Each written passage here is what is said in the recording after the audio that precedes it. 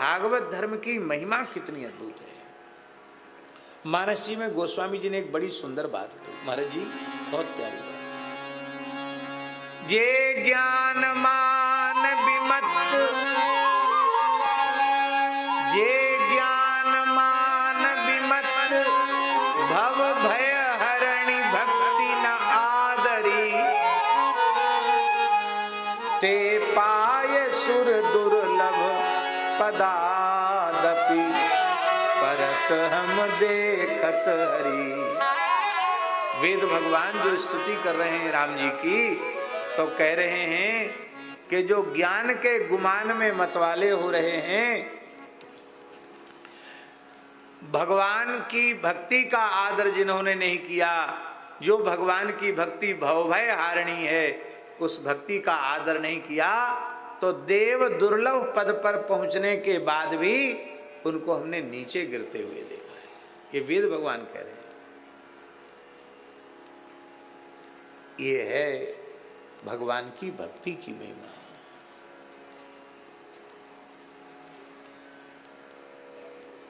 बंदरिया को बच्चा जो होए ना, बाकी जुम्मेवारी होए कि मैया को कस के पकड़ के रखे, और बिलैया अपने मोहड़े में अपने बच्चन को लेके चले, तो बच्चन की जिम्मेवारी नहीं होए, बिलैया की जिम्मेवारी होए कि वो जहाँ तक ले जाना चाहे वहाँ तक अपने बच्चों को लेके पहुँचे। भक्तों की जो धृति है वो मार्जारी धृति है, और ज्ञानियों की जो धृति है वो बानरी धृति है। ज्ञानी भगवान को पकड़ते हैं, पकड़ ढीली हो गई खतरा हो जाएगा। बंदरिया को बच्चा देखो होए, एक पेड़ से दूसरे पेड़ पे छलांग लगावे, और कहीं बच्चा की नेक पंजा ढीले हो गए तो बस दुर्घटना, बच्चा नीचे गिर जाता, मर जाता। जिन तीक्ष्ण दांतों से बिल्ली चूहे का शिकार करती है, उसी मोहड़े में अपने 4-4 बच्चों को भर लेती है और दबा लेती है, और कहते हैं 7 दहली तक जाती है बिल्ली, और बिल्ली के दाढ़ों के बीच में बच्चे सो जाते हैं। अब बच्चों की जिम्मेवारी नहीं, बिल्ली ने पकड़ रखा है। व्याघ्री यथा हरेत पुत्रान, महर्षि पाणिनि ने पाणिनि शिक्षा में लिखा है, व्याघ्री यथा हरेत पुत्रान दंष्ट्राभ्याम न च पीडयेत, भीता पतन भेदाभ्याम तद्वद वर्णान प्रयोजयेत। पाणिनि जी ने कहा, व्याघ्री जैसे अपने पुत्रों का हरण करती है, भीता पतन भेदाभ्याम, कहीं गिर न जाएं, इस हिसाब से इनके हमारे तीक्ष्ण दांतों से उनका कोई रोया न उखड़ जाए, इतना डर करके वो लेके चलती है। इसी प्रकार से बुद्धिमान पुरुष को, ज्ञानवान पुरुष को शब्दोच्चारण करना चाहिए। ये महर्षि पाणिनि जी कहते, गुरु जी ने पढ़ाया। तद्वद वर्णान प्रयोजयेत।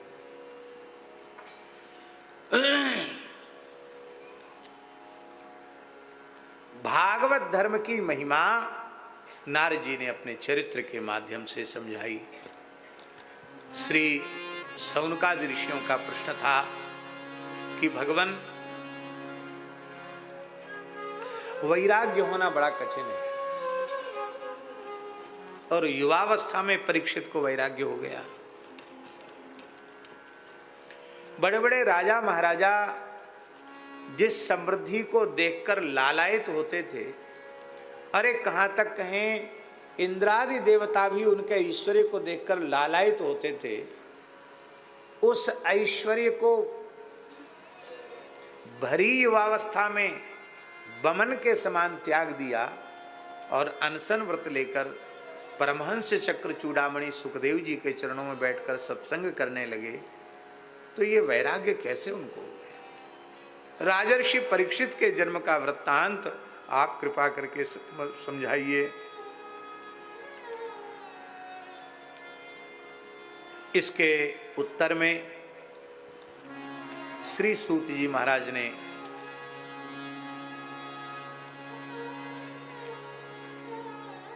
महाभारत के कतिपय प्रसंगों का स्मरण किया। गर्भ में परीक्षित की रक्षा भगवान ने किस प्रकार से की, उस चरित्र का वर्णन किया। देखो, अनन्याश्रय ही प्रपत्ति है और अनन्याश्रय ही प्रेम लक्षणा भक्ति है, एकांतिक भक्ति। परमैकांती भक्त जो होते हैं वो भगवान को छोड़कर दूसरे किसी का आश्रय नहीं लेते, क्योंकि शरणागति की शर्त है अन्याश्रयेण प्रपत्तिर्बाधिता भवति। भगवदाश्रय को छोड़कर दूसरे किसी का आश्रय लिया कि भगवान की शरणागति बाधित हो जाएगी। ये शरणागति ऐसी है, इसका वाल्मीकि रामायण के सुंदरकांड में एक उदाहरण है। मेघनाद ने हनुमान जी को ब्रह्मास्त्र से बांध दिया।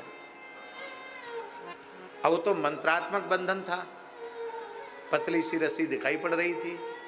राक्षसों ने मन में सोचा, ये इतना विशालकाय बलवान बानर, ये पतली सी रस्सी भला इसको कैसे रोक पाएगी। ये तो पता नहीं क्यों ये बानर ऐसे निश्चेष्ट होकर के पड़ा हुआ है, तो मोटा रस्सा ला करके बांध दिया जाए।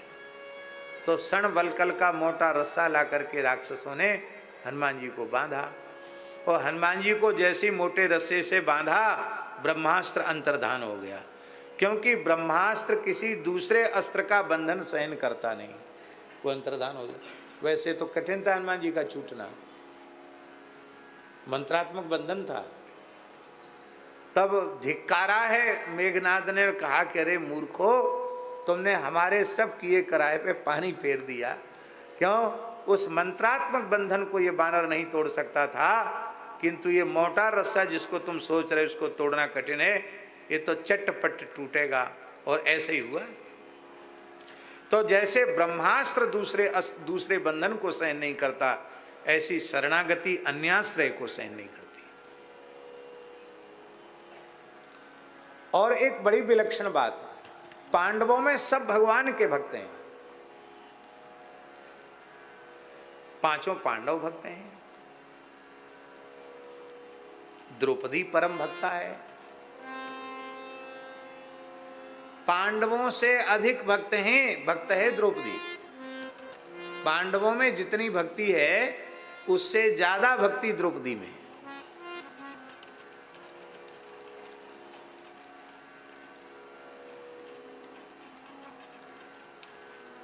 पांडवों पर संकट आया, कौरवों की सभा में, तो पांडवों को भगवान की याद नहीं आई। भगवान का स्मरण करना चाहिए था, प्रभु हमारे ऊपर बड़ा संकट है। अरे पहले तो यही कहना चाहिए था, भैया दुर्योधन खेलना नहीं जानता और दुर्योधन की तरफ से मामा जी खेलेंगे तो हमारी तरफ से हमारा कन्हैया खेलेगा, कहना चाहिए। हैं? सब अकल ठिकाने लग जाती शकुनी की, हमारे ठाकुर जी हो जाते। अरे जो सारथी बन सकते हैं वो युधिष्ठिर के पांडवों के पक्ष से जुआ खेलने नहीं बैठ सकते क्या? सब कुछ कर सकते हैं। तो भगवान को तो याद ही नहीं किया। फिर द्रौपदी के साथ दुर्व्यवहार हो रहा है, उस समय तो भगवान को पुकारते, ऐसे बैठे धर्म पास में बंधे हुए, कुछ नहीं कर सकते।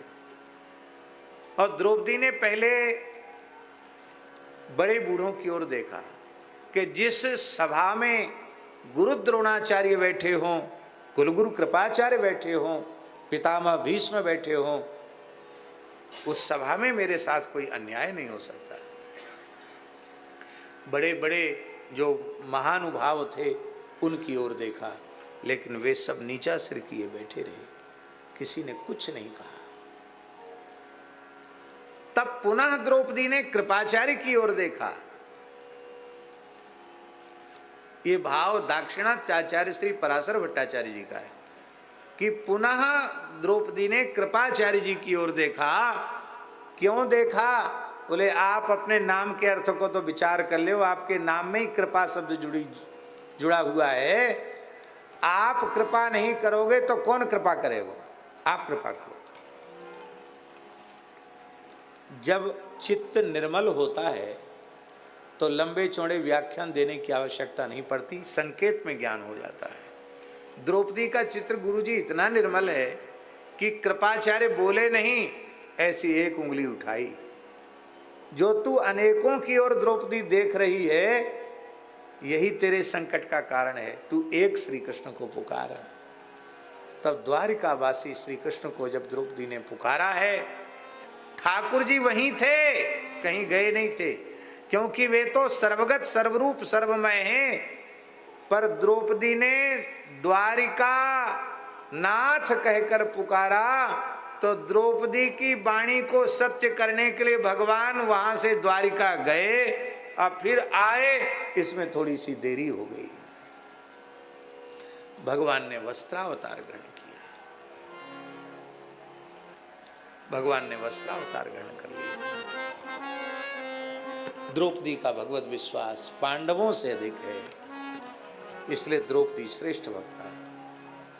इसके आगे भैया जी दुर्वासा जी को भेज दिया दुर्योधन ने सिखा पढ़ा के 10,000 शिष्यों के साथ। तब जाना जब पांडव भोजन कर चुके हों। फिर अक्षय पात्र में सामर्थ्य नहीं थी और सबको न्योता कर दिया युधिष्ठिर ने। दुर्वासा जी भी शिष्यों सहित, ये कामबन की घटना है। बोले हम जमुना स्नान करके आ रहे हैं, संध्या करके आ रहे हैं, फिर भोजन करेंगे। युधिष्ठिर ने कहा द्रौपदी तैयार है? बोले महाराज बटलोई धो मांझ के रख दिए, कुछ नहीं। तो बोले ब्राह्मण की क्रोध की अग्नि में जल के भस्म होने की अपेक्षा जीवित अग्नि में जल जाना ठीक है। भीमसेन अर्जुन सूखी लकड़ी इकट्ठी करो और हम जीवित ही जल जाएंगे अग्नि में, उनके आने के पहले। ब्राह्मण के कोप की अग्नि में न जलना पड़े। तो द्रौपदी हंसने लगी, कहा यहाँ प्राणों पर संकट है, तुम हंस रही हो? तो द्रौपदी ने कहा कि तुम हर समय चूक जाते हो। जिस समय मेरे ऊपर संकट आया उस समय भी तुमने ठाकुर जी को याद नहीं किया, और अब संकट आया तो अब मरने के लिए तैयार हो, ठाकुर जी की याद नहीं कर रहे हो। श्री कृष्ण कहूं गए हैं क्या? श्री कृष्ण कहीं चले गए हैं क्या? युधिष्ठिर ने कहा देवी हम भाग्यशाली हैं, तुम्हारी जैसी भक्ता पत्नी हमें प्राप्त हुई। पर श्री कृष्ण कहीं गए तो नहीं हैं, पर हमारे हृदय में न तो वैसी श्रद्धा है, न वैसा विश्वास है, न वैसा प्रेम है जिसके कारण हमारी पुकार सुनकर श्री कृष्ण आ सकें। ऐसा प्रेम तो केवल तुम्हारे हृदय में है। और महाराज जी द्रौपदी ने, महाभारत ग्रंथ प्रमाण है, द्रौपदी ने भगवान को पुकारा और भगवान उपस्थित हो गए तत्काल। और उपस्थित ही नहीं हुए, बोले सखी कृष्णा मैं बहुत जोर को भूखो, कछु खिवा दे।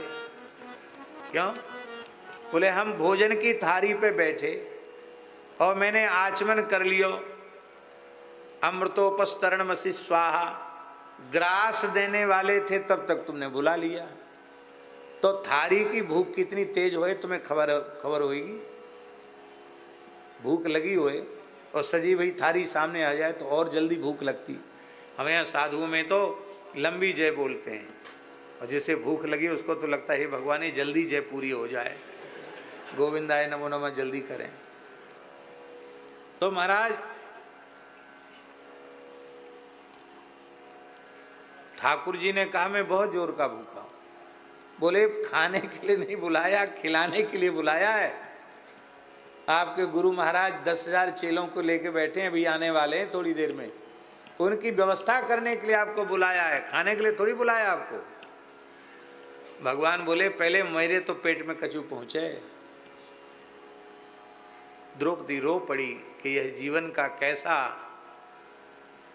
दुर्भाग्यपूर्ण क्षण है कि मेरे प्रियतम भूख के मारे व्याकुल हैं, वो खाने को मांग रहे हैं और मैं कुछ भी नहीं खिला सकती।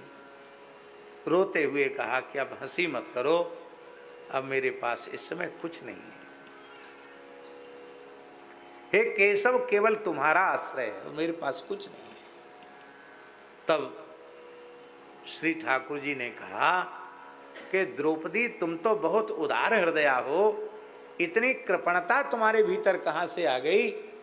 पूरे ब्रह्मांड को तृप्त करने की सामर्थ्य तुम्हारे पास है, और तुम मुझे नहीं खिला सकती हो। लाओ अक्षय पात्र लाओ, बटलोई लाओ। बटलोई भगवान के हाथ में दी गई। उसमें एक शाक का पत्ता लगा हुआ था। अब यहां गुरुजी एक विशेष बात है, अयोनिजा यज्ञाग्नि समुद्भवा द्रौपदी, क्या इतनी शौचाचार शून्य है कि वो ठीक से बटलोई न मांजे?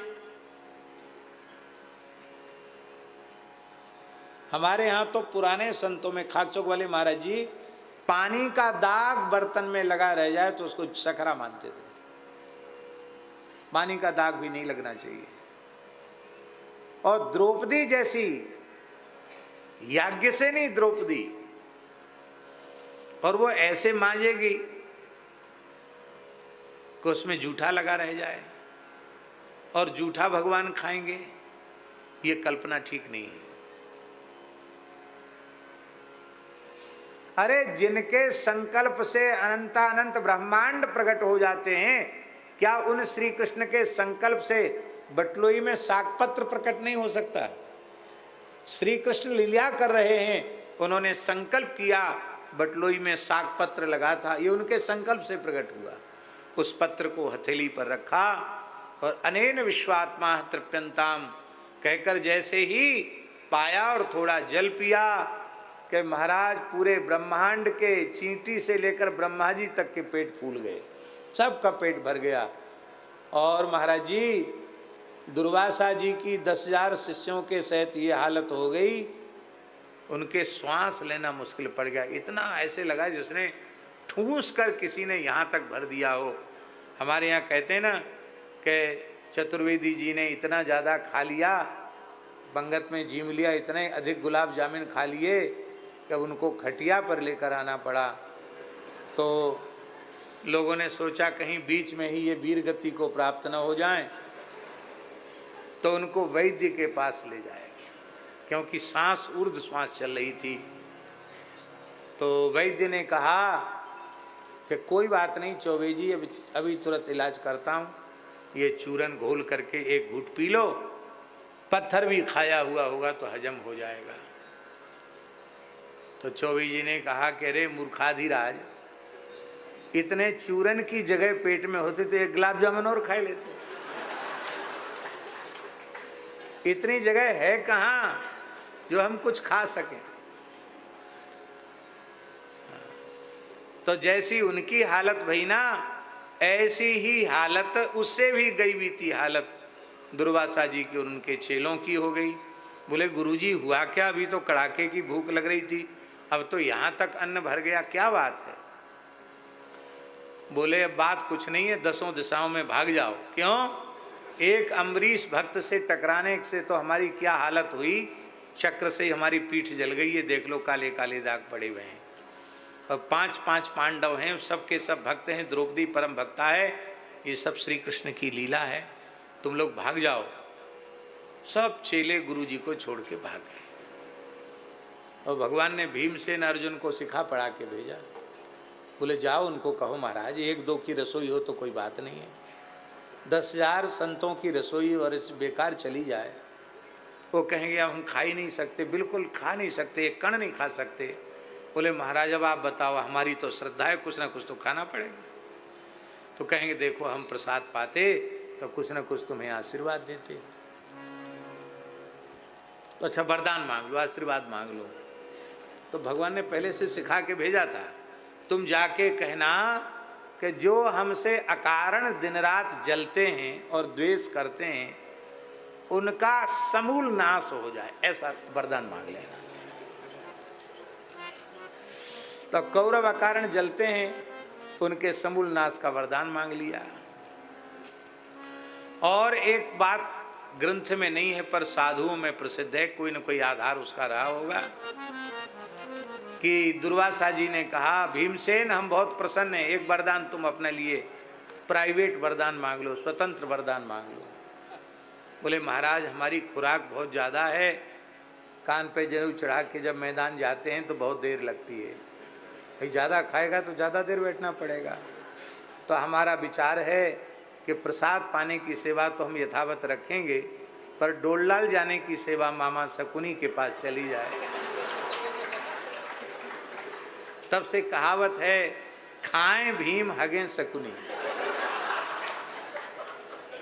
तो जब कभी भीमसेन को मौज आती मन में कि मामा जी को थोड़ा सा मजा चखाना चाहिए, तो 10-20 सेर लाल मिर्ची का पाउडर घोर के पी जाते।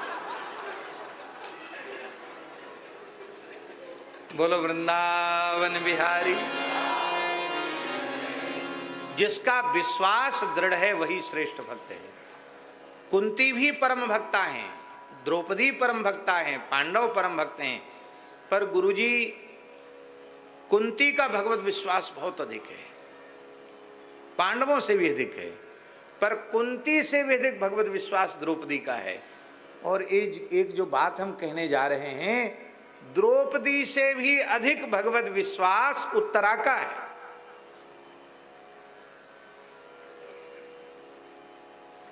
कुंती ने उल्हना दिया अक्रूर जी को। अक्रूर जी जब गए, भगवान श्री कृष्ण ने द्वारिका से भेजा कि चाचा जी हमारी बुआ जी की खोज खबर लेके आओ। अक्रूर जी आए। उस समय कुंती ने अक्रूर जी को उलाना दिया, तुम हमारे भाई हो, बसदेव हमारे खास भाई हैं, लेकिन विपत्ति में कोई किसी का नहीं होता।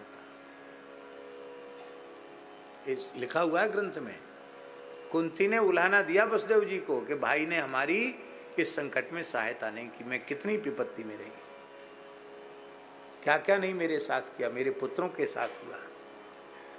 अक्रूर जी ने कहा कि देखो, उनको दोष देना अच्छा नहीं है, कंस कसाई उसने हम सबको कितना परेशान करके रखा था, ये तो भगवान कृष्ण ने उस कंस के अत्याचार से हम लोगों को मुक्त किया है। वसुदेव देवकी ने कितनी यातना भोगी है, वे स्वयं बेचारे कष्ट में थे, अब चिंता मत करो। उस समय कुंती ने कहा कि अब तो हमें समझ गई हूँ, मेरो कोई सहारा ना है कन्हैया के अलावा, हमारे सब कछु श्री कृष्ण हैं। तो कृष्ण हैं ये तो ठीक है, पर उल्हना है। द्रौपदी ने किसी को उल्हाना नहीं दिया। गुरुजी बड़ी विचित्र बात है कि द्रौपदी ने इतनी बड़ी घटना होने के बाद भी पांडवों को कभी दोष नहीं दिया कि इन्होंने मेरे साथ ऐसा क्यों किया, कोई उल्हाना नहीं। उल्हाना दिया तो कृष्ण को उल्हाना दिया, पांडवों को उल्हाना नहीं दिया। अपने मन की बात कहनी तो श्री कृष्ण से कहा, इसलिए मन की मन में रहनी चाहिए और कहनी होए तो मनमोहन से कहनी चाहिए, क्योंकि आप रही मन निज मन की व्यथा, मन ही राखे गोए, सुन इठलई हैं लोग सब बांट न लई है कोई। समाधान तो ठाकुर जी के चरणों में है। उत्तरा की भक्ति इतनी श्रेष्ठ है कि अश्वत्थामा ने उत्तरा के गर्भ पर ब्रह्मास्त्र का प्रयोग किया। संतान बीजम कुरु पांडवानाम, कौरव और पांडवों के एकमात्र संतान बीज हैं। यदि परीक्षित नष्ट हो जाते हैं तो भरत वंश का नाम निशान मिट जाता है, कुरुवंश नहीं रहता है। और उस समय उत्तरा कोई सामान्य अवस्था में नहीं है। मन्यु की पत्नी उत्तरा, उनकी सास द्रौपदी है। बहुओं पर कोई संकट आता है तो अपनी सास से कहती है कि माँ जी हमें बचा लो, कहना चाहिए। ददिया सास कुंती बैठी है, कुंती को भी नहीं पुकारा। धर्मराज युधिष्ठिर, गदा पाणी भीमसेन, गांडीवधारी अर्जुन, नकुल सहदेव सब हैं, लेकिन किसी की ओर देखा नहीं, किसी को पुकारा नहीं, सीधे श्री कृष्ण को पुकारा। द्रौपदी ने तो देखा कि ये बचा लेंगे, ये बचा लेंगे, ये बचा लेंगे, लेकिन उत्तरा ने सबके रहते हुए और महाराज जी उस समय पांडवों पर कोई संकट भी नहीं। कौरवों की सभा में जुआ और उसमें तो संकट था, क्योंकि वे अपने आप को हार चुके थे, इसलिए कुछ कर नहीं सकते थे। यहां तो पांडव चक्रवर्ती सम्राट हैं, राजा हैं, पर उत्तरा ने केवल भगवान का आश्रय लिया।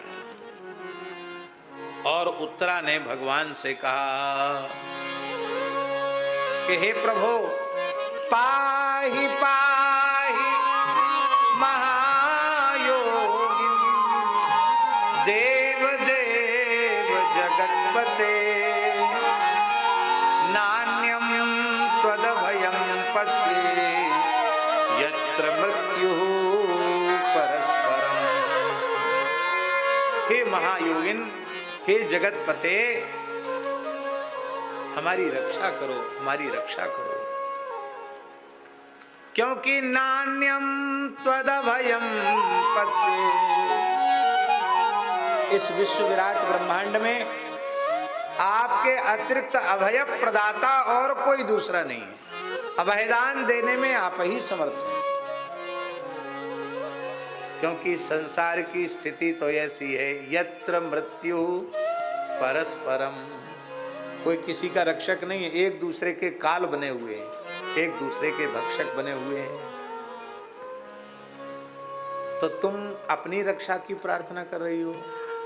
उत्तरा कहती बिल्कुल नहीं, मैं जलकर भस्म हो जाऊं इसकी मुझे तनिक भी परवाह नहीं है, चिंता नहीं है, पर मुझे इस बात की चिंता है कि भक्तों की रक्षा का जो आपका विरध है, आपकी प्रतिज्ञा है, वो प्रतिज्ञा कहीं नष्ट न हो जाए। आपने भक्तों की रक्षा की प्रतिज्ञा की है और अश्वत्थामा ने आपके भक्तों के नाश की प्रतिज्ञा की है। हम ये नहीं चाहते हैं कि आपसे जो विमुख है उसका संकल्प सत्य हो जाए, आपकी प्रतिज्ञा सत्य होनी चाहिए। ये ब्रह्मास्त्र मुझे जलाकर भस्म कर दे, मुझे परवाह नहीं है, लेकिन पांडवों का वंश बीज सुरक्षित रह जाए, ये नष्ट न हो जाए। और भगवान ने उत्तरा के गर्भ में प्रवेश किया।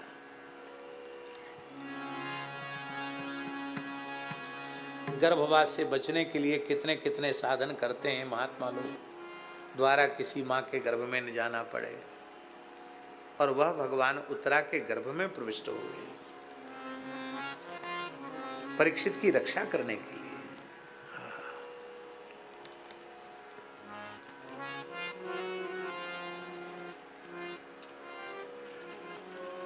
भगवान ने परिक्रमा करते हुए गर्भ की अपनी कौमुद की गदा घुमा घुमा कर चक्र की तरह राजर्षि परीक्षित की रक्षा की। हमारे महाराज जी कहते थे, गुरुजी, पूज्य गुरुदेव भक्तमाली जी, कि भीष्म जी उत्तरायण सूर्य की प्रतीक्षा कर रहे थे। तो सूर्य उत्तरायण हुए ये तो ठीक है, पर उत्तरायण माने श्री कृष्ण, वो श्री कृष्ण की ही प्रतीक्षा कर रहे थे। उत्तरायाः गर्भो आयनम यस्य असौ उत्तरायण श्री कृष्ण, महाराज जी कहते थे, उत्तरा का गर्भ ही जिनका निवास स्थान बन गया है, वो श्री कृष्ण आ गए। और उन्होंने कहा कि अब समय आ गया, तब भीष्म जी ने अपने देह का त्याग कर दिया।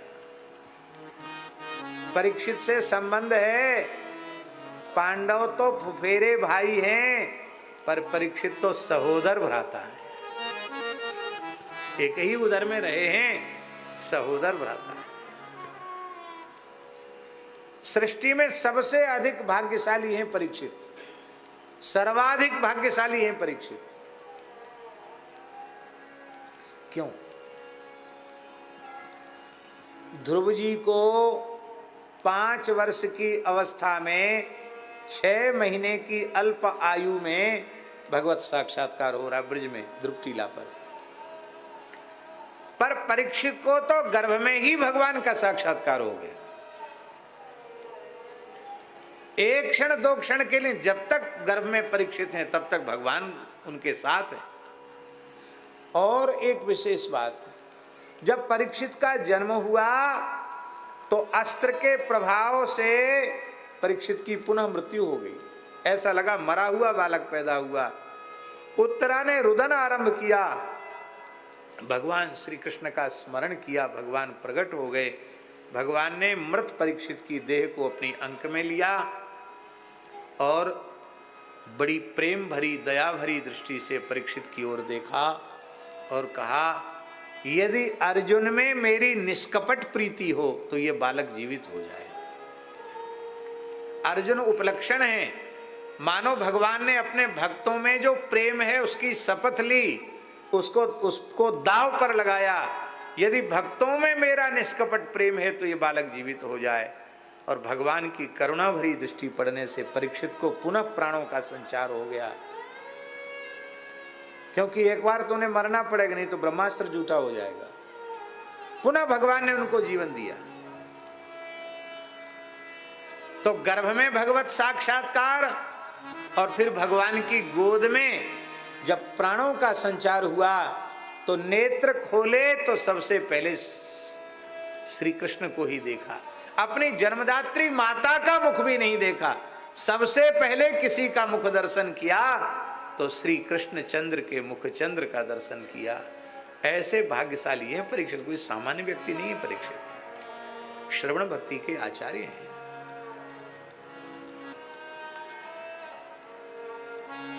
भगवान ने कहा, परीक्षित की रक्षा हो गई, हमारा काम हो गया, अब चलें हम द्वारिका। भगवान द्वारिका के लिए तैयार हो गए, रथ पर विराजमान हो गए। भगवान चलने ही वाले हैं। कुंती के कान में खबर पड़ी कि श्री कृष्ण द्वारिका जा रहे हैं। अत्यंत व्याकुल हृदय से कुंती दौड़ी हुई भगवान श्री कृष्ण के सामने आकर खड़ी हो गई, रथ के सामने आकर खड़ी हो गई। प्रयाणा विमुखम कृष्णम इदमा प्रथा सती। प्रयाणा विमुखम, प्रयाणा विमुखम माने भगवान बिल्कुल प्रयाण कर जाना ही चाहते हैं।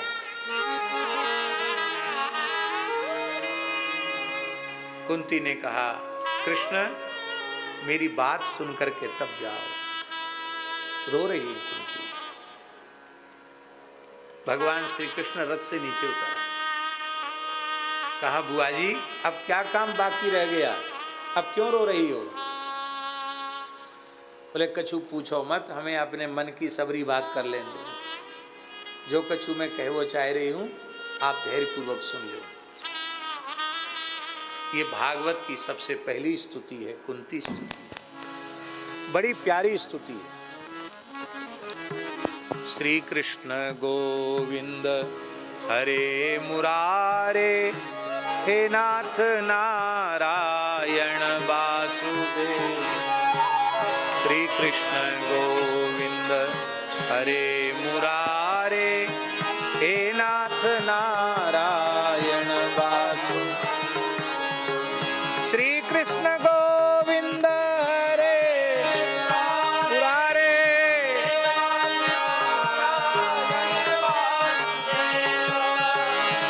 श्री कृष्ण गोविंद हरे,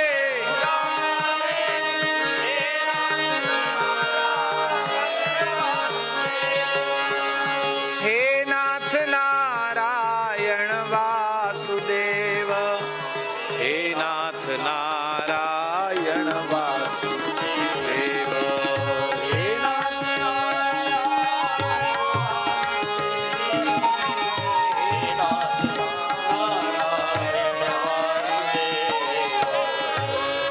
कुंती जी की स्तुति बड़ी अद्भुत स्तुति है।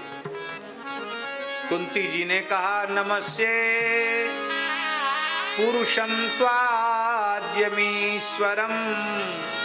प्रकृते परम अलक्ष्यं सर्वभूतानां अंतर्बहिरवस्थितम्।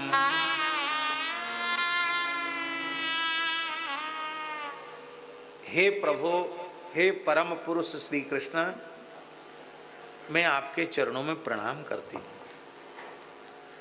भगवान ने कहा, बुआ जी है कहा गए तो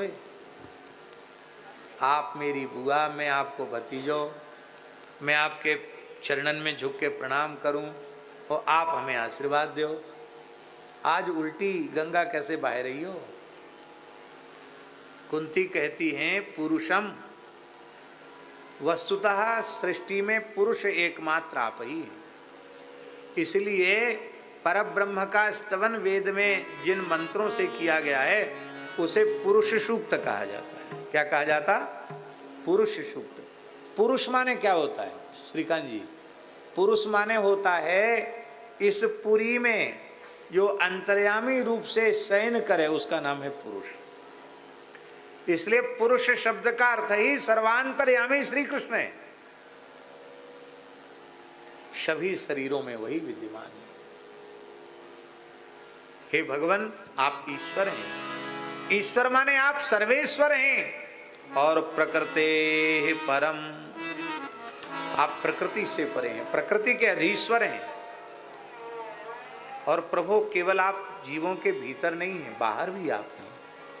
अलक्ष्यम सर्वभूतानां अंतर बहिरवस्थितम, आप सभी प्राणियों के भीतर हैं और सभी प्राणियों के बाहर हैं। तब प्रश्न उठा कि दिखाई क्यों नहीं पड़ते? अलक्ष्य क्यों हैं? अनुभूति का विषय क्यों नहीं बनते? बोले अनुभूति का विषय इसलिए नहीं बनते कि माया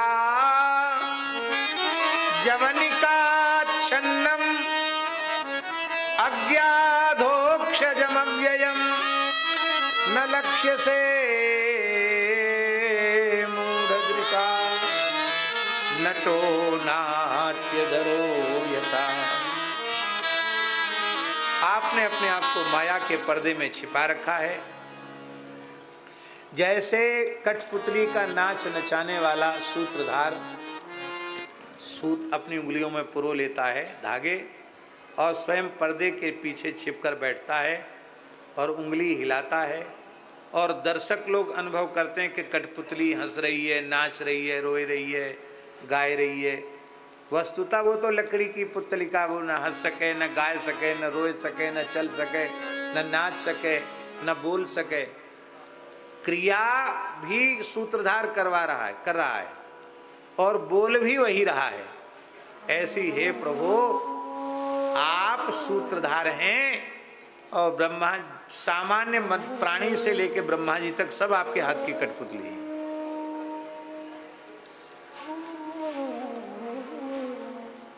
उमा दारू योषित की नाई, सबहि नचावत राम गुसां। इसका तात्पर्य है कि कुंती महाभारत युद्ध को कठपुतली के खेल से ज्यादा नहीं समझ रही है। वो कुछ नहीं है, रहस्यात्मक रूप में ये महाभारत का युद्ध भी कठपुतली का खेल है। कन्हैया, सबके सूत्र तो आपकी उंगलियों में हैं, आप जो लीला करो सो थोड़ी है। आहा, हे भगवान, आपने अवतार क्यों लिया? क्या आपने असुरों के संहार के लिए अवतार लिया? कहते आपके संकल्प से महाप्रलय हो जाता है, तो असुरों के संहार के लिए आपको अवतार लेना आवश्यक नहीं। आपने धर्म स्थापन के लिए अवतार लिया, धर्म संस्थापनार्थाय संभवामि युगे युगे। बोले नहीं, आपके संकल्प से धर्म स्थापन हो जाएगा। तारा रो रही थी, कौन सी राम जी ने उसे गीता सुनाई? तारा विकल देखी रघुराया, दीन ज्ञान हर लीनी माया। गीता तो नहीं सुनाई, केवल राम जी ने मन में संकल्प किया कि तारा के अज्ञान को मैं हर लूं, और ज्ञान दे दिया, सब छूट गया, रोना धोना। धर्म की स्थापना भी इनके संकल्प से हो जाएगी। ब्रह्मा जी को अपने हृदय के संकल्प से ही तो वेदों का ज्ञान देते हैं। फिर आपके अवतार का प्रयोजन क्या है? बहुत प्यारी बात है। तथा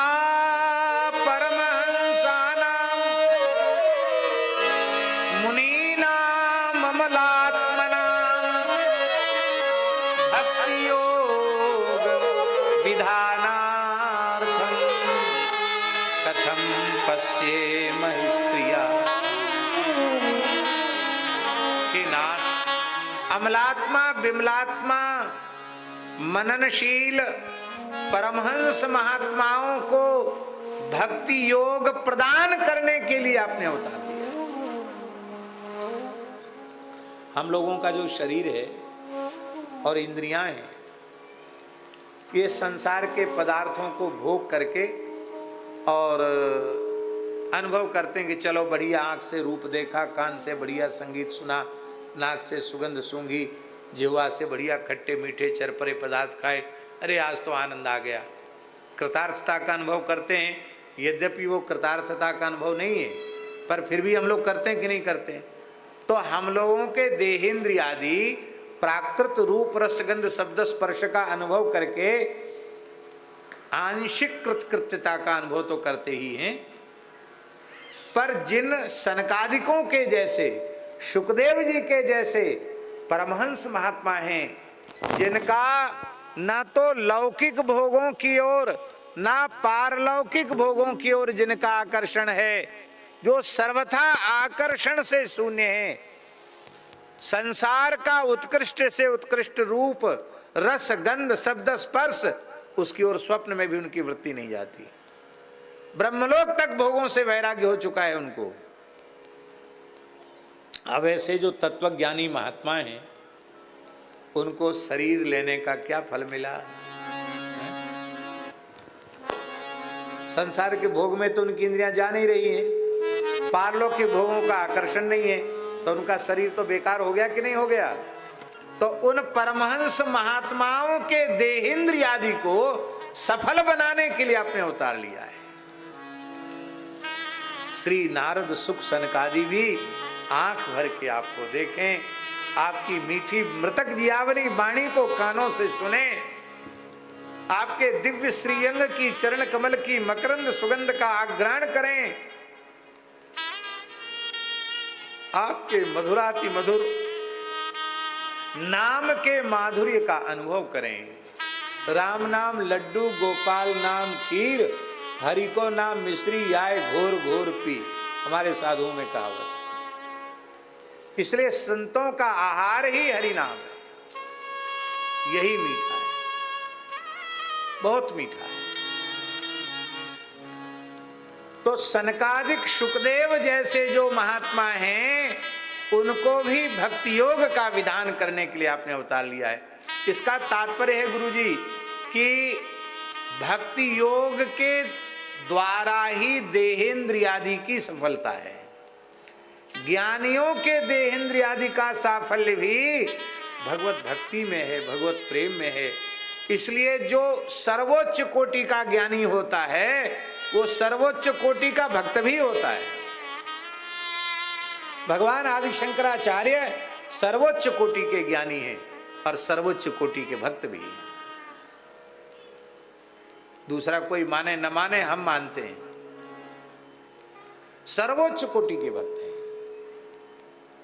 महाराष्ट्र के संतों की परंपरा में श्री ज्ञानेश्वर महाराज, कैसा अद्भुत उनका तत्व ज्ञान है, कितनी ऊंची कक्षा में अवस्थित हैं, लेकिन उनकी प्रेम लक्षणा रसरूपा भक्ति भी कैसी अद्भुत है।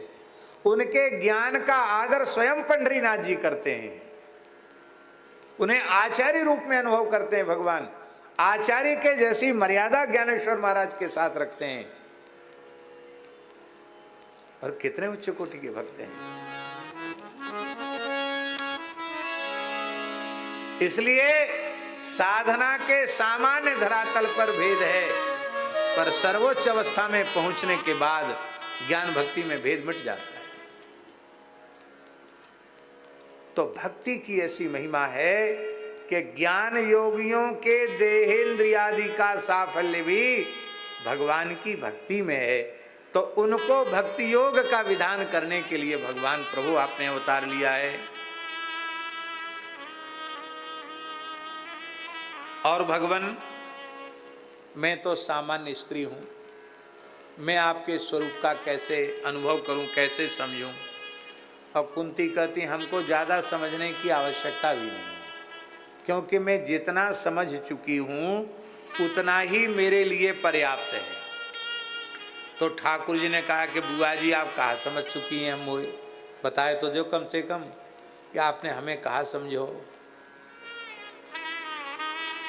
कुंती कह रही है कृष्णाय वासुदेवाय देवकी नंदनाय नंद गोप कुमाराय गोविंदाय नमो नमः। मैं तो केवल इतना जानती हूँ कि हमारे यदुकुल के कुलगुरु गर्गाचार्य जी ने आपको नाम कृष्ण रखे हो, आप हमारे कृष्ण हैं, कृष्णाय नमः। ये आपका पहला परिचय है।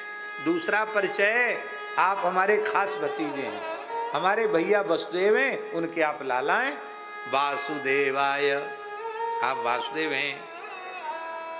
और तीसरा परिचय है, आप हमारी भाभी के गोद के खिलौना हैं, देवकी नंदनाय च।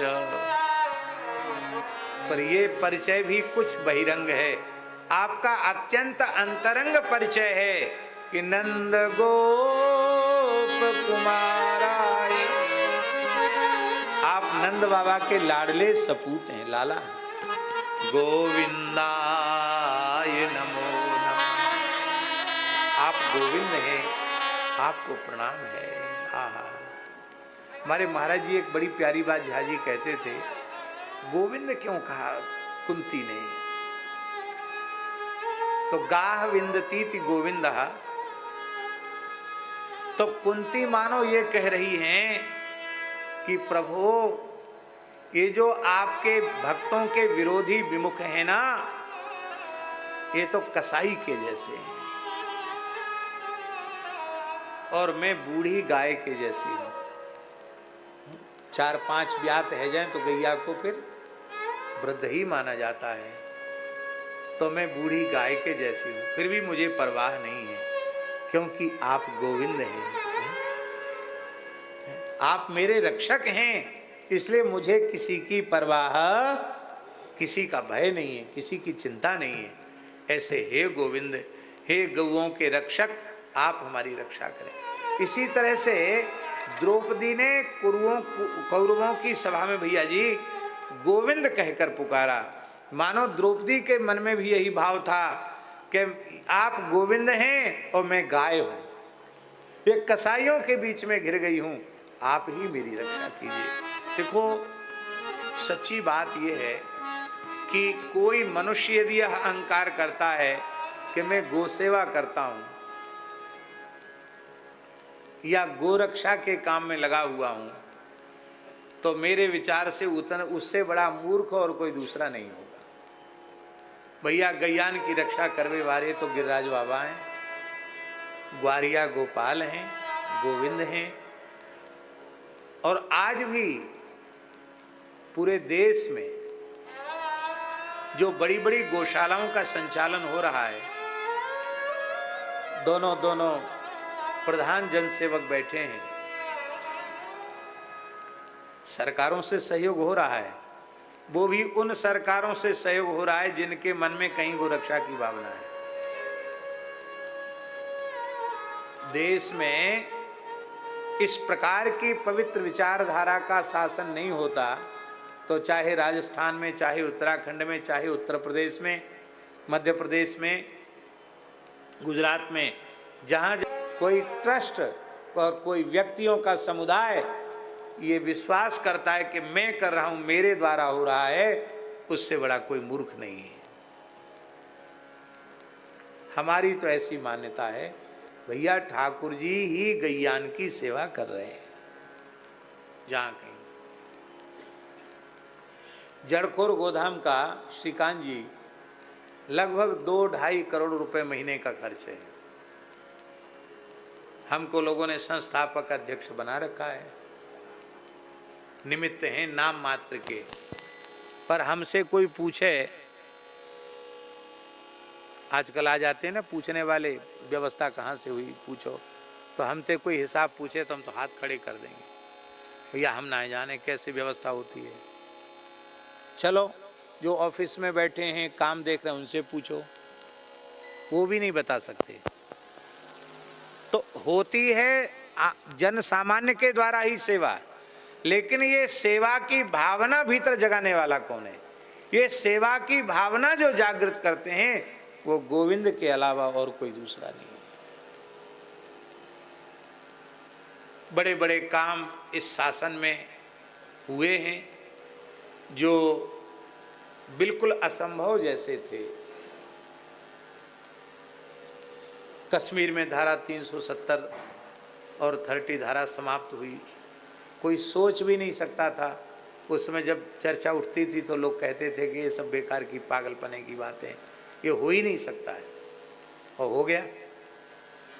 और लगभग आतंकवाद का भी सफाया जैसा हो गया। श्री राम मंदिर के बारे में तो और ही लोग जता पता नहीं क्या क्या नहीं कहते थे। यहाँ तक लोग कहते थे कि मंदिर वहीं बनाएंगे लेकिन तारीख नहीं बताएंगे। तारीख भी आ गई, उद्घाटन भी हो गया, और आज पूरे विश्व का आकर्षण रामलला के दर्शन में बना हुआ है।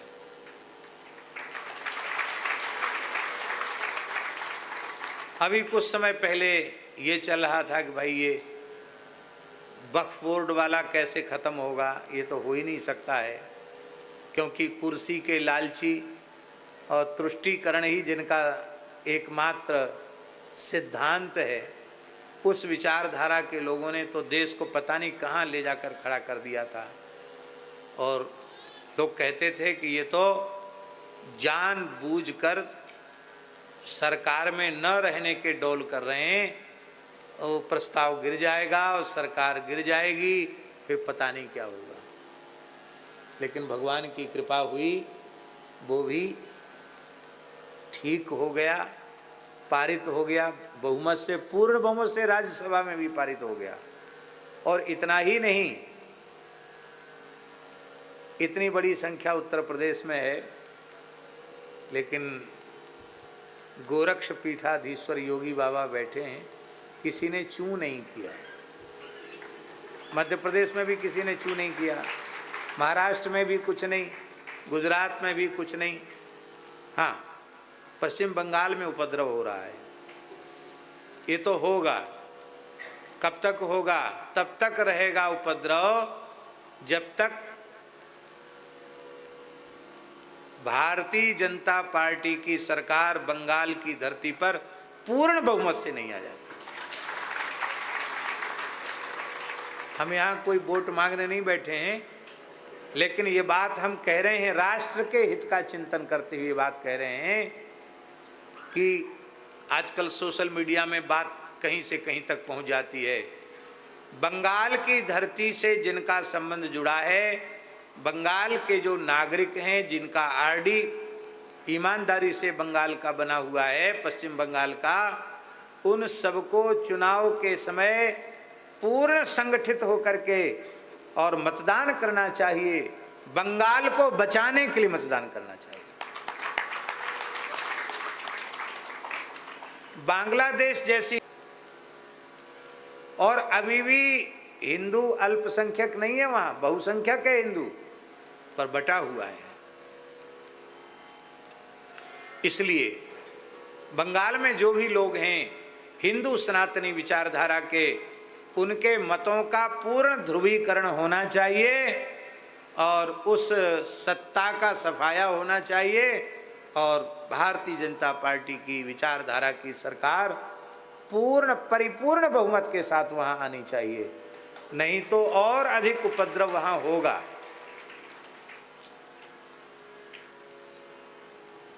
तो ये बड़े बड़े काम, और भी बड़े बड़े कई काम हुए हैं।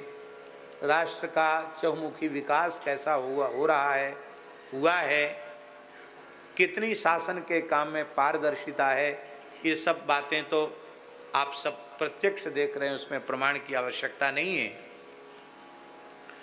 पर सबसे महत्वपूर्ण कार्य अभी अवशिष्ट है, और वो महत्वपूर्ण कार्य है धर्म प्राण भारतवर्ष की धरती गोवध के कलंक से विमुक्त होनी चाहिए। क्योंकि गुरुजी मुगल काल में भी क्रांति का बीज गोरक्षा थी। चाहे महाराणा प्रताप ने क्रांति की हो, उसके मूल में भी गोरक्षा थी। छत्रपति शिवाजी महाराज की क्रांति के मूल में भी गोरक्षा थी। और अंग्रेजों से प्रथम युद्ध लड़ने वाली चमक उठी सन 57 की वह तलवार पुरानी थी, खूब लड़ी मर्दानी वह तो 1857 की जो क्रांति थी, उस क्रांति के मूल में भी गोरक्षा की भावना थी। और फिर देश की स्वतंत्रता के आंदोलन के मूल में भी जो स्वातंत्र वीर थे, उन्होंने जो अपना तन मन प्राण सर्वस्व स्वतंत्रता की बलिवेदी पर समर्पित किया, उसके मूल में भी गोरक्षा की भावना थी। तो मुगल काल से लेके आज तक ये गोरक्षा की भावना सनातनियों के, भारतीयों के मन और प्राण में बसी हुई है। इसलिए ये सबसे महत्वपूर्ण प्रश्न है और इसका समाधान आवश्यक है। और फिर अब नहीं होगा तो कब होगा। एक और बात ये भी है ना कि इतनी अनुकूल परिस्थिति में अब नहीं होगा तो कब होगा, उसकी व्यवस्थित योजना बननी चाहिए। केवल कानून बना देने से नहीं होगा। अभी महाराष्ट्र में नांदेड़ में कथा थी, बहुत बड़ी संख्या में, कम से कम 2-2.5 लाख लोग प्रतिदिन उपस्थित हो रहे थे कथा में। महाराष्ट्र के लोग सत्संग प्रेमी बहुत हैं। और वहाँ के लोगों ने कहा, महाराज जी, महाराष्ट्र में गाय को राज्य माता घोषित कर दिया है, लेकिन तस्करी पर अभी भी कोई अंकुश नहीं लग पा रहा है। कहीं पुलिस प्रशासन मिल जाता है तस्करों के साथ, कहीं कुछ, और गोवंश की तस्करी भी हो रही है और गो अपराध भी हो रहे हैं, उन पर बहुत अधिक कोई रोकथाम नहीं है। हम ये नहीं कह रहे कि जो हुआ वो अच्छा नहीं है। पूरे देश में गाय को आदर मिलना चाहिए, अच्छी बात है। राज्य माता, राष्ट्र माता, जो कुछ को मिलना चाहिए। लेकिन हम कहना ये चाहते हैं कि केवल कानून बना देने से बात नहीं बनेगी। गोरक्षण और गो संवर्धन की व्यवस्थित योजना बनानी पड़ेगी। और जब यह योजना बना करके कानून बनेगा तो उसका क्रियान्वयन होगा, नहीं तो क्रियान्वयन नहीं होगा। उसका मूल आधार क्या होगा? उसका मूल आधार होगा कि पूरे देश में गोवध के निषेध का कानून बनाने के साथ सरकारी तौर पर यह कटिबद्ध होकर प्रयास किया जाए कि हमारी शिक्षा पद्धति में गाय आए, प्राइमरी से लेकर स्नातक तक। आज शिक्षा पद्धति में कहीं गाय है? शिक्षा पद्धति में गाय नहीं। पढ़े लिखे आईएएस या पुलिस विभाग के अधिकारी पीएस बनते, एसपी वगैरह बनते हैं, उन बेचारों ने गाय के बारे में कभी पढ़ा ही नहीं, गाय के बारे में उनकी श्रद्धा नहीं, वो क्या करेंगे? इसलिए प्राथमिक पाठशाला से लेकर स्नातक तक और बच्चे की योग्यता के अनुसार गो विषयक शिक्षा, उसको गो आधारित शिक्षा, फिर गो आधारित चिकित्सा। चिकित्सा में गाय का कितना महत्वपूर्ण स्थान है। श्रीकांत जी, जिस समय कोरोना का काल था, उस समय लाखों लोगों के प्राण पंचगव्य ने बचाए हैं, गाय के गोमूत्र ने बचाए हैं, गो अर्क ने, अमृत अर्क ने कितने लोगों के प्राण बचाए हैं। गो आधारित चिकित्सा। और तीसरा उपाय है गो आधारित कृषि, गो कृषि, सात्विक अन्न, गो दुग्धान्न, गो दुग्ध का गव्य पदार्थों का प्रयोग हो और गाय के गोबर गोमूत्र के वैज्ञानिक पद्धति से किए गए प्रयोग से अन्न हो। अन्न उत्पादित करते हैं, उनके अन्न को सरकार अधिक राशि दे करके खरीदे तो किसानों में प्रोत्साहन होगा। भाई नर गोवंश है, लोग कहते नर गोवंश कहाँ जाएगा। नर गोवंश मान लो उसका हल में प्रयोग कम हो गया या बैलगाड़ी में प्रयोग नहीं हो रहा है, अनुपयोगी जैसा लग रहा है, लेकिन जब गो आधारित कृषि होगी तो गोबर गोमूत्र तो वो भी देगा कि नहीं देगा, उसका भी प्रयोग होगा कि नहीं होगा। और बड़े पैमाने पर वैज्ञानिकों का अनुसंधान करके नर गोवंश के द्वारा ऊर्जा का उत्पादन हो करके और एक बड़े पैमाने में काम हो सकता है।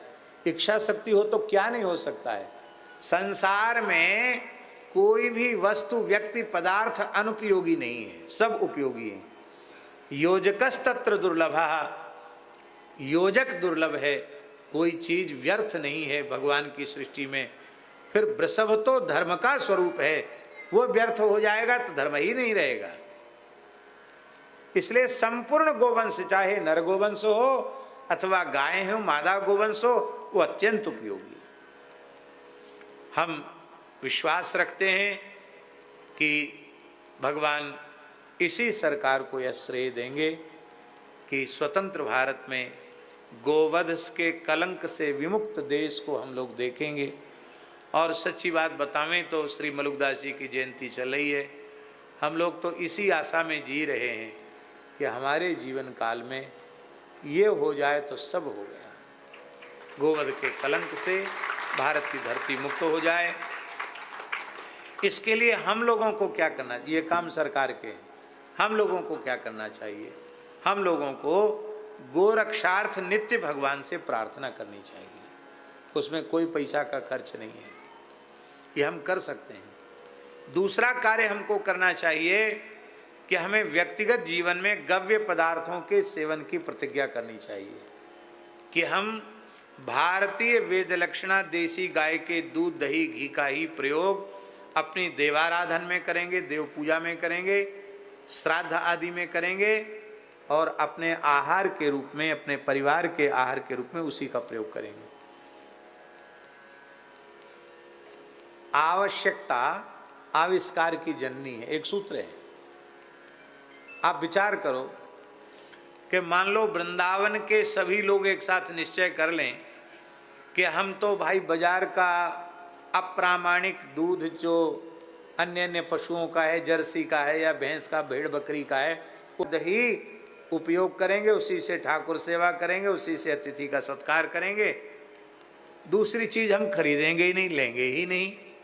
यदि ऐसा सब लोग निश्चय कर लें तो सब डेयरी वाले, सब मिठाई की दुकान वाले हाथ पे हाथ धर के बैठ जाएंगे कि नहीं, बोलो बैठेंगे कि नहीं बैठेंगे। कोई खरीदेगा नहीं तो बेचारी दुकान बंद रह जाएगी। तब मिठाई की डेयरी की दुकान खोलने के पहले लोग गौशाला खोलेंगे। भैया हमें दुकान चलानी है तो वेद लक्षणा भारतीय देसी गाय के दूध दही का प्रबंध हमें अब करना ही पड़ेगा। तो स्वयं गव्य पदार्थों के सेवन की जो प्रतिज्ञा है, ये भी गोरक्षा का एक बहुत श्रेष्ठ साधन है। तो गो रक्षा के लिए भगवान से प्रार्थना, आहार में गव्य पदार्थ की प्रतिज्ञा, गव्य पदार्थ सेवन की प्रतिज्ञा, और तीसरा काम है कि किसी न किसी रूप में प्रतिदिन गो सेवा करना। क्रियात्मक रूप से, भावात्मक रूप से, सृजनात्मक रूप से, रचनात्मक रूप से, बौद्धिक रूप से हैं। लोग दिन भर मोबाइल में लगे रहते हैं, ये इतना भारी जहर है रे राम राम। किस व्यक्ति ने इसका सृजन किया, भगवान उसका भला करे। मनुष्य जन्म का अमूल्य समय इसी में नष्ट हो रहा है। सवेरे लोग समय से नहीं उठते, उसमें कारण मोबाइल है, देर रात तक उसको छिड़ते रहना। अरे भाई, जिनको बहुत उत्तम उपयोग कर सकते हैं उनकी बात तो हम नहीं कहते, लेकिन जिनको कोई मतलब नहीं है वो मोबाइल, छोटे छोटे बच्चे मोबाइल। अरे भाई, बाबा जियों को क्या मतलब है, पर बुरो मत मानियो, वो मानो तो मान लो। बड़े महात्मा की पहचान है बड़ा मोबाइल। श्रेष्ठ संत वही है जिसके पास 2-4 तरह के बढ़िया बढ़िया, सुनते हैं लाख लाख 2-2 लाख रुपए के मोबाइल आते हैं। और महंगे भी आते हैं क्या? नहीं, और भी आते महंगे, और महंगे भी आते हैं। तो भाई ज़्यादा से ज़्यादा सुन लो और कह दो, इतनी ज़रूरत है। पर लोग इतना अधिक उसका प्रयोग करते हैं कि उस प्रयोग में अपना उनका सारा समय नष्ट हो जाता है। तो अब जो लोग मोबाइल का ज़्यादा प्रयोग करते हैं उनको उसका सदुपयोग हम बता रहे हैं। भैया तुम्हारी तो आदत है कि इतने घंटे उसमें लगाना है, तो आप गोरक्षा संबंधी विचार हैं, गो सेवा संबंधी विचार आप इष्ट इष्ट मित्रों को प्रेषित करें हैं? इस प्रकार से भी आप गो सेवा कर सकते हैं, बौद्धिक रूप से वैचारिक रूप से गो सेवा कर सकते हैं। और आज इस तंत्र ने बड़ी क्रांति लाई है। आज तो प्रधानमंत्री जी तो पूरे देश का ही क्या डिजिटलीकरण कहते, क्या कहते हैं, यही करना चाहते हैं। और अब तो साग भाजी बेचने वाले भी मोबाइल से ही अपना सब काम धंधा कर रहे हैं। तो ठीक है, लेकिन उसका जो यह उपयोग है जो गोरक्षा की दिशा में किया जा सकता है उसका भी करना चाहिए। तो हम किसी न किसी रूप में गो सेवा करें। हमारे पूज्य बराना वाले महंत जी महाराज ने एक बड़ी अच्छी बात कही थी, हमको बहुत अच्छा लगा। बोले आजकल हमसे बोले पंडित जी, पूज्य श्री महंत सिमरन दास जी महाराज हमसे बोले पंडित जी आप गाय को रोटी खिलाने वाली बात अब मत बोला करो। मैंने कहा महाराज क्यों ना बोलें, पहली रोटी गाय की प्रसिद्ध है, हम लोग देते हैं। बोले महाराज लोग तो गाय पालते नहीं और मंदिर पे जो गाय होती वो बीमार हो जाती। क्यों? आप कथा में कहते हो कि गाय को रोटी खिलाओ। अब सब के सब गैया को रोटी खिलाएंगे तो ज़्यादा अन्न खा के गाय बीमार होती है।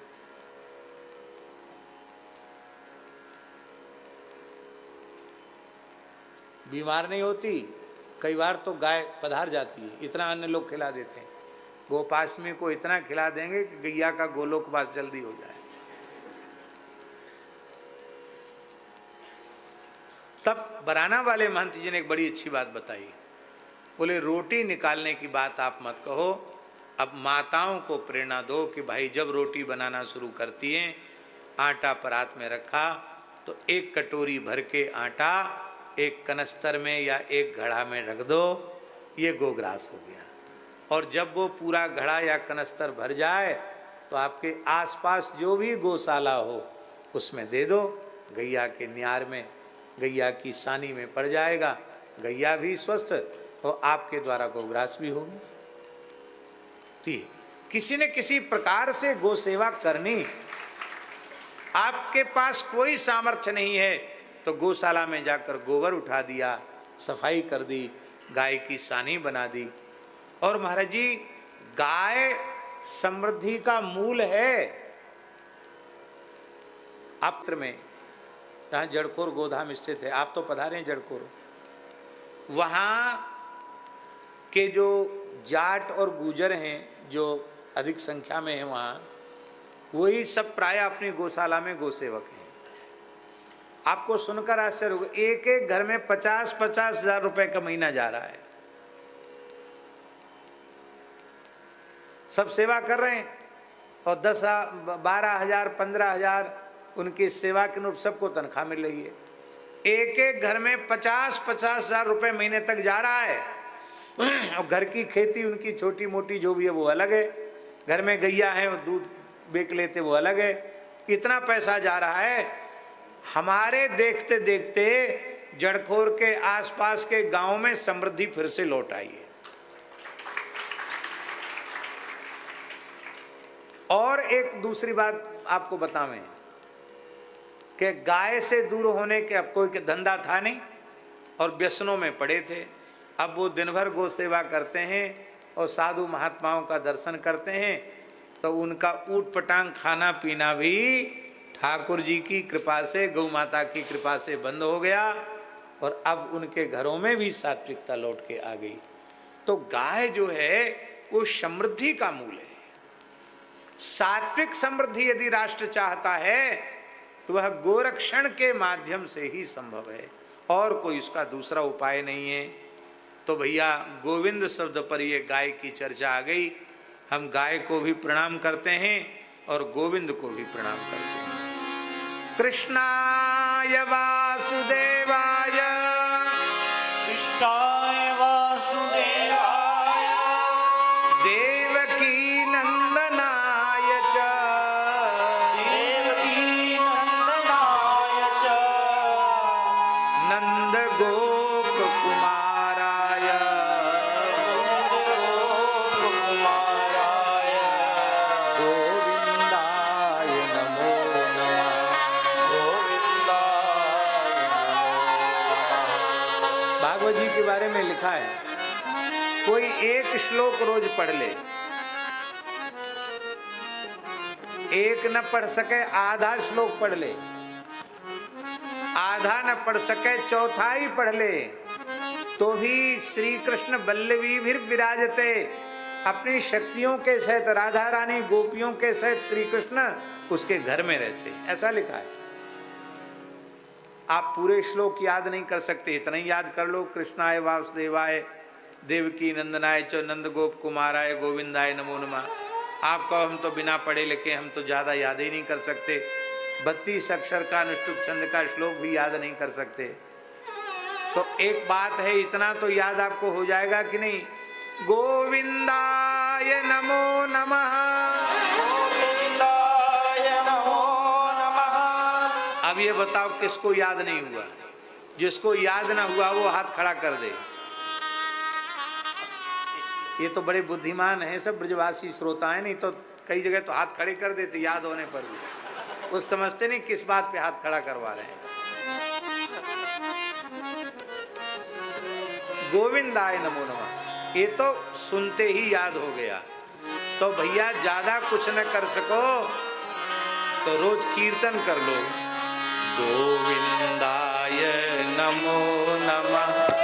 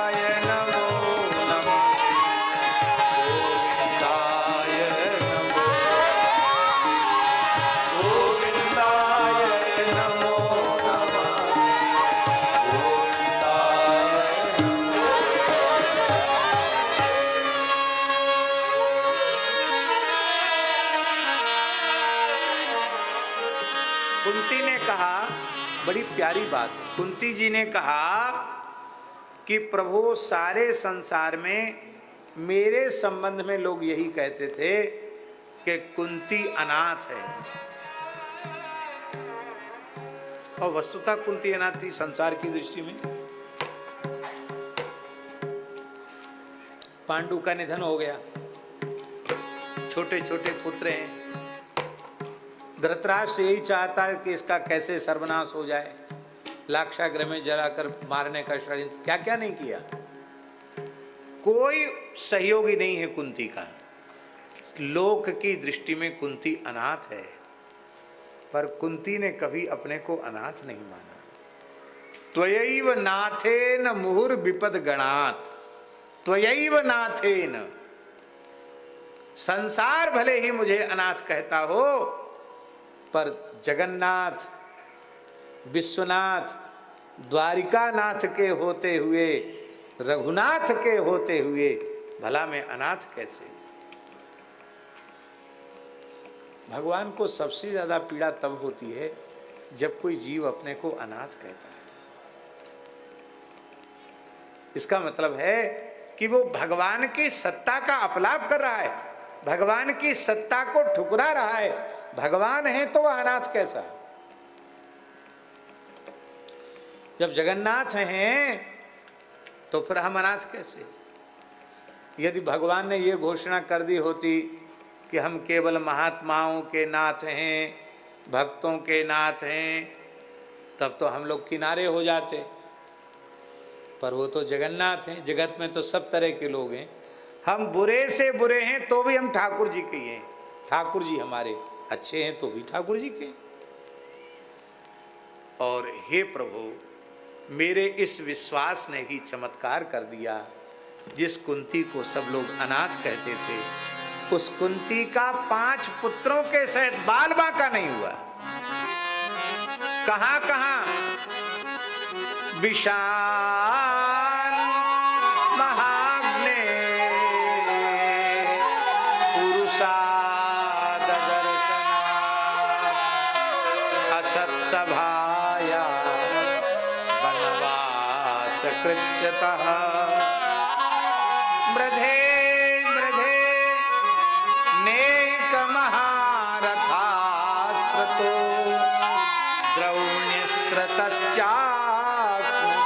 हरे विरक्षिता। हे भगवान, मेरे पुत्र भीमसेन को विष दे दिया गया। उस समय मेरे पुत्र को बचाने वाला कौन था? आप थे। भीमसेन को जब विष दिया है, कालकूट नामक भयंकर विष दिया है, जिसको सूंघकर व्यक्ति मर जाए, और वो बड़ी मात्रा में पकवान मिष्ठान में मिलाकर भीमसेन को खिलाया गया। और भीमसेन मरे नहीं, बेहोश हो गए। तो उनको पत्थरों से बांधकर, रस्सियों से बांधकर गंगा जी में डाल दिया।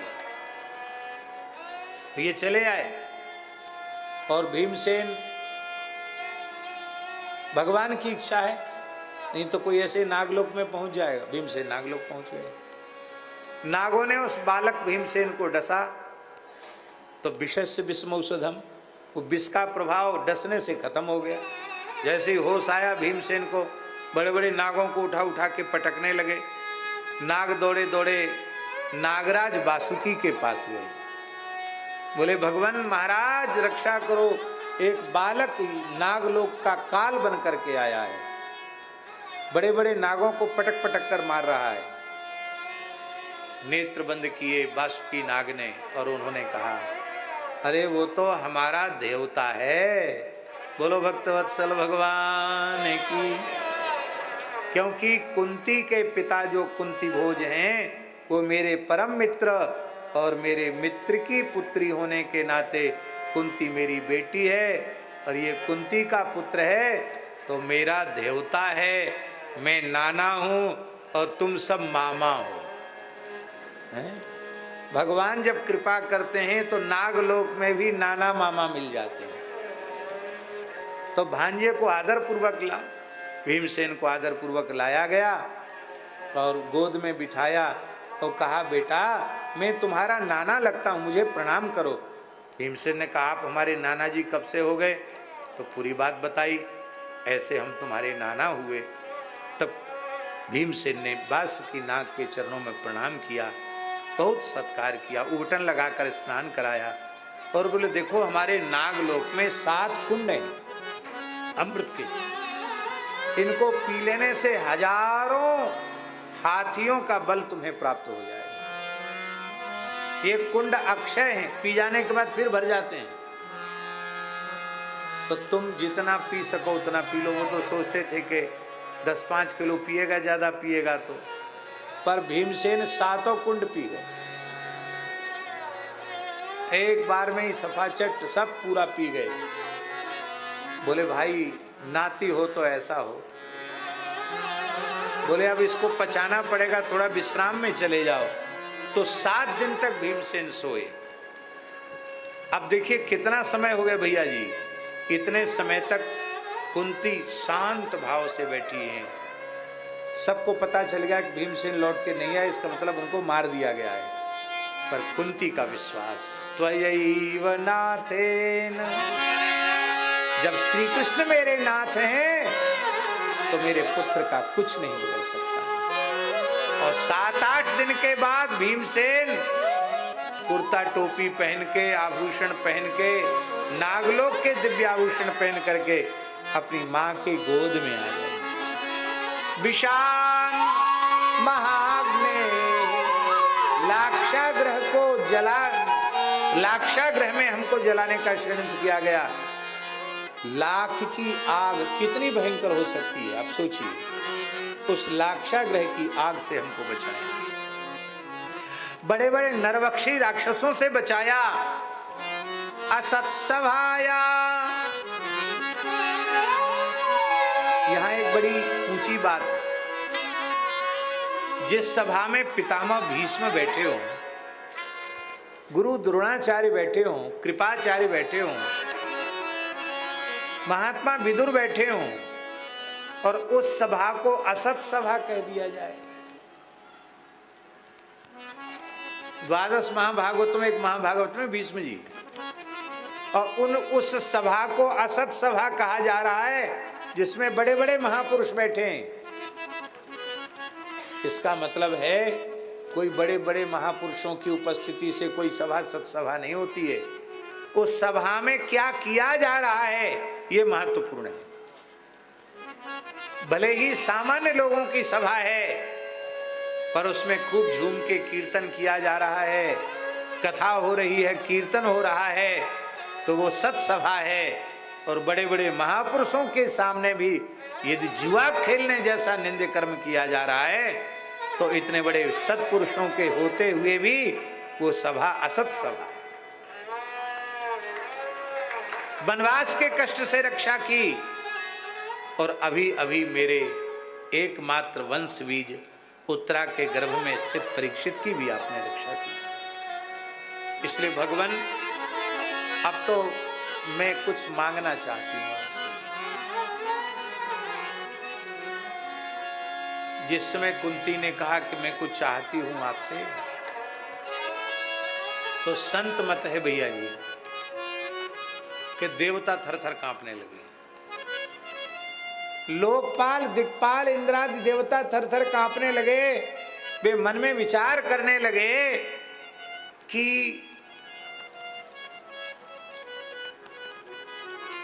कुंती ने जब से होश संभाला है बस पूरी होने वाली है। कुंती ने जब से होश संभाला है तब से इसे कष्ट ही कष्ट मिला है। कहीं ऐसा न हो कि संसार के कष्ट से पीड़ित होकर के कुंती अपने पुत्रों के लिए स्वर्गलोक का राज्य मांग ले, वरुण लोक का राज्य मांग ले। अरे और तो और ब्रह्मा जी सोचने लगे कहीं ब्रह्मलोक न मांग ले। पर धन्य है, धन्य है, धन्य है। कुंती की निष्काम भक्ति कितनी अद्भुत है, अनुपम है। कुंती ने जो मांगा आज तक किसी ने नहीं मांगा। कुंती क्या कहती है? विपदः सन्तु नः शश्वत् तत्र तत्र जगद्गुरो भवतो दर्शनम यत्स्याद पुनर्भव दर्शनम। यहाँ महाराज जी विपदा शब्द है, बहुवचन है, और संतु विपत्तियां हों और वह भी शाश्वत विपदा संतु, माने ऐसी विपत्ति नहीं जो आए और चली जाए, विपत्तियां हमारे ऊपर सदा बनी रहे, मैं विपत्तियों के भार से दबी रहूं। भगवान ने कहा बुआ जी कहीं ऐसा तो नहीं कि मुंह से कहना चाहती हो संपत्ति और धोखे से निकल गया हो विपत्ति, ऐसा तो नहीं है, अभी भी सुधार संभव है।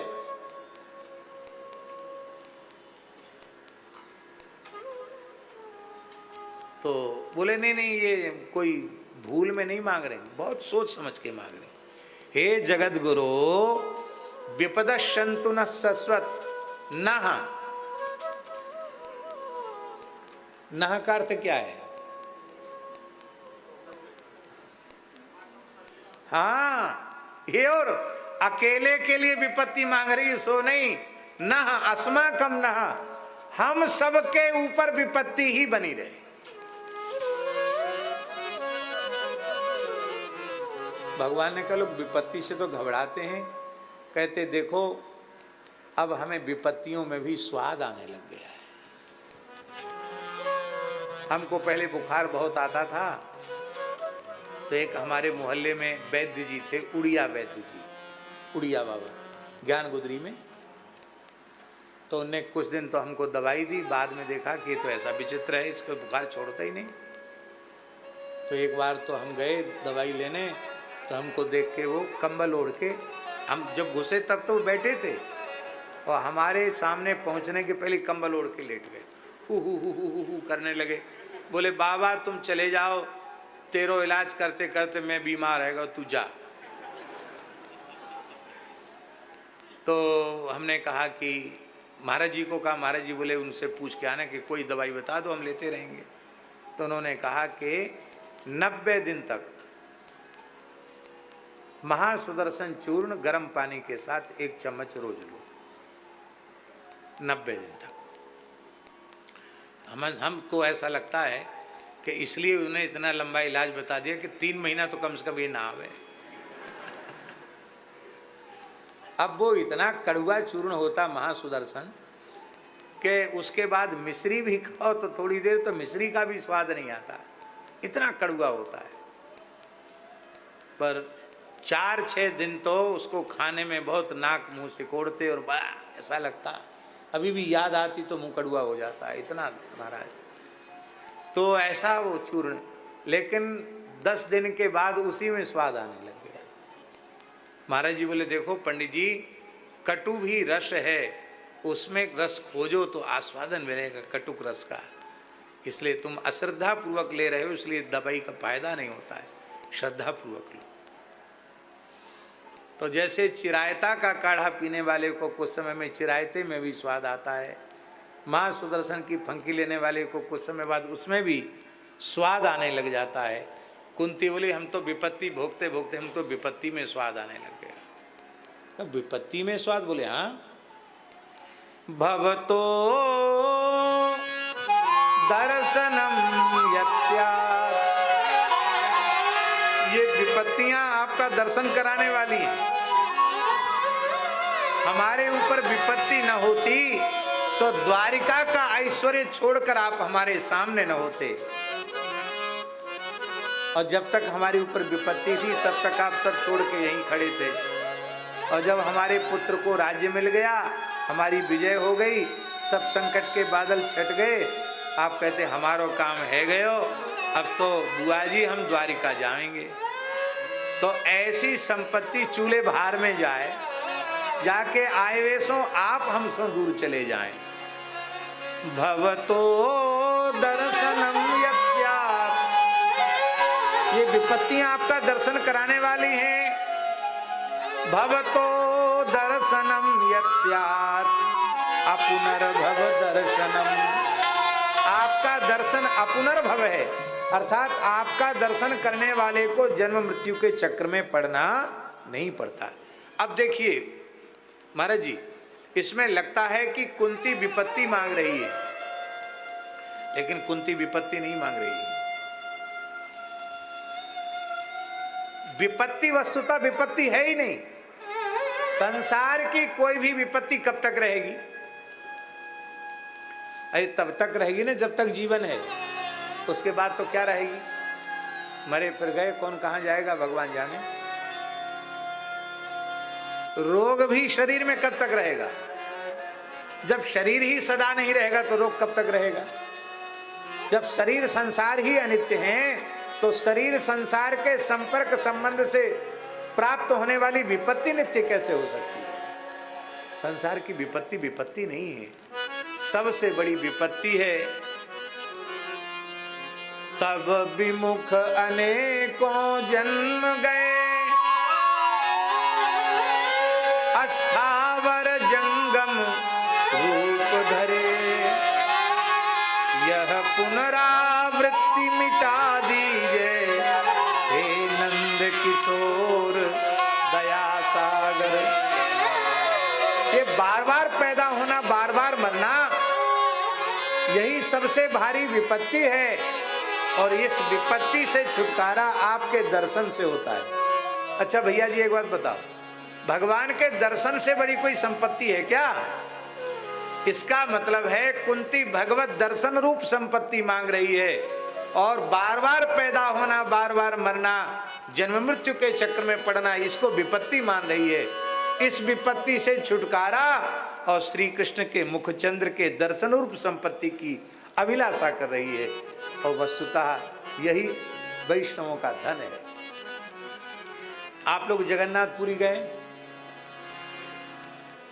जगन्नाथ जी के पुजारी जी तो यही बैठे हैं बगल में, शर्मा जी के बिल्कुल बगल में बैठे हैं।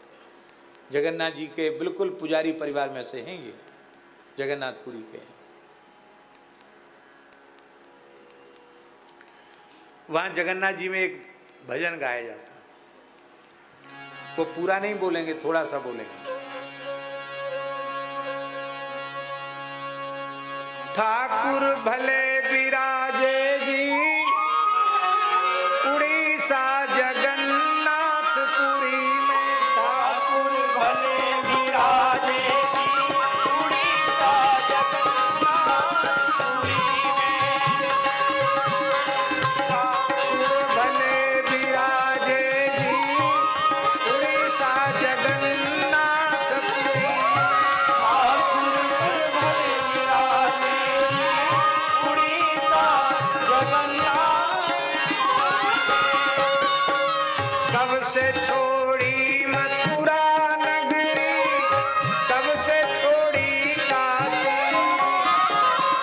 कब से छोड़ी मथुरा नगरी, कब से छोड़ी काशी, झारखंड में आन विराजे वृंदावन के वासी, झारखंड में आए विराजे वृंदावन के वासी, ठाकुर भले विराजे जी उड़ीसा जगन्नाथपुरी, ठाकुर भले विराजे जी उड़ीसा जगन्नाथपुरी में।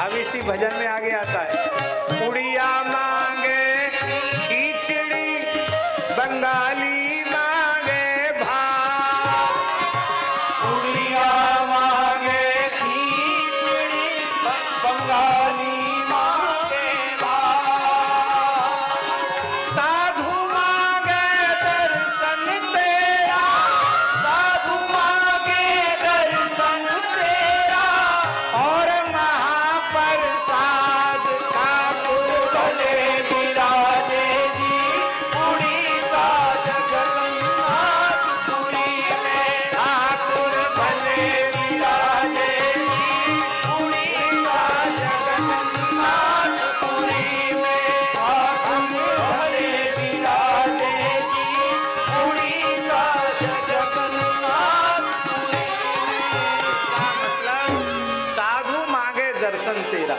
भक्त तो केवल ठाकुर जी का दर्शन चाहता है। यही संपत्ति कुंती मांग रही है। भगवान बोले बुआ जी अब हम नहीं जाएंगे, बहुत लेट हो गए, कलेऊ करके चलवे को हुए, तो अब राजभोग को समय है गया। भगवान लौट के महल में चले गए। अब ठाकुर जी चले गए तो उन्हें विश्राम करेंगे, राजभोग करके कछु विश्राम करेंगे और कल आगे की चर्चा करेंगे। आज यही कथा की समाप्ति होती है।